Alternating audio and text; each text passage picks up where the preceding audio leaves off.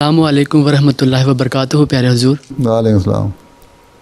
حضور خاکسار کا سوال یہ ہے کہ جب آپ نے نظم پڑھنی تھی تو نظارے دکھانے لگ گئے، جب آپ نے سوال کرنے کے لیے آئے تو پھر اسکرین ہی بلیک ہو گئی تھی تاکہ تصویر نظر نہ آئے، لیکن چلیں اب آ گئی ہے تصویر شکل نظر.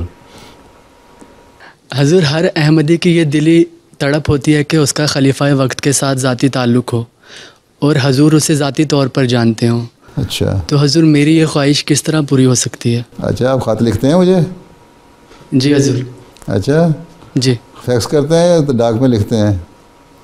حضور بعض دفعہ فیکس تو بعض دفعہ جی میل کے ذریعے. اس پہ ایک کونے پہ اپنی تصویر لگا دیا کریں، ہاں تو پتہ لگ جائے گا کہ سعید ملکانہ صاحب کے خط آیا ہے، ہاں، اور ایسے ایسے یاد ہو جائے گا. کئی ہوشیار طالب علم جو ہیں مختلف جامعات کے، وہ اس طرح ہی کرتے ہیں، اپنی تصویریں لگا دیتے ہیں، پھر آہستہ آہستہ ان سے تعارف ہو جاتا ہے. اور یو کے میں رہنے والے تو ویسے ہی میں کیونکہ ملاقات کرتا رہتا ہوں اس لیے پہچان لیتا ہوں ان کو. تو اور ساتھ یہ دعا کریں کہ صرف تعلق ہونا یا پہچان لینا تو کوئی بات نہیں ہے، جو خلیفہ وقت کے منصوبے ہیں، ان کی باتیں ہیں، ان پر عمل کرنا اور عمل کروانا، یہ اصل چیز ہے. مربی کا کام اور ایک جامعہ کے طالب علم کا کام جامعہ رہتے ہوئے، اور پھر جب مربی بننے تو اس وقت اس سوچ کو مزید میچور ہو جانا چاہیے کہ اس نے خلیفہ وقت کا سلطان نصیر بننا ہے.